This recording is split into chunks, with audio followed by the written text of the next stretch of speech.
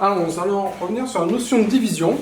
On avait vu par le passé la division par un nombre entier. On va voir comment on fait pour diviser par un nombre qui n'est pas entier. Donc par exemple, ici on doit diviser par 5,6. On sait que le résultat de division c'est un quotient, donc on peut l'écrire sous une forme fractionnaire.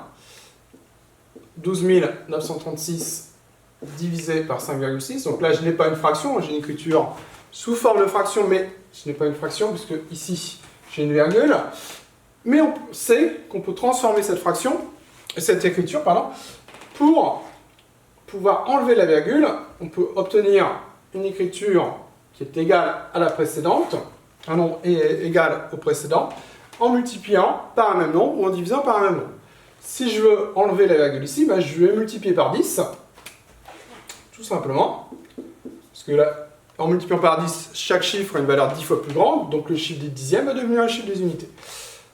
Donc je procède de même ici, si je multiplie par 10 au dénominateur, je multiplie par 10 au numérateur. Si j'avais eu 2 chiffres après la virgule, j'aurais multiplié par 100. Si j'ai eu 3 chiffres après la virgule, j'aurais multiplié par 1000, etc. Donc ici, en multipliant par 10, j'arrive à 129 360. Et ici, j'arrive à 56. Et là, je me suis ramené à une division que je sais faire. Donc ça va être l'occasion de revoir comment poser une division. Donc le dividende est 129 360. Le diviseur est 56. Donc, 12 est trop petit par rapport à 56. Donc, je prends 129. Je regarde dans 129 combien j'ai 2 fois 56. J'ai 2 fois 56. 2 fois 56, c'est 112. Donc, je soustrais 112. 129 moins 112, il me reste 17. Ensuite, j'abaisse le chiffre suivant.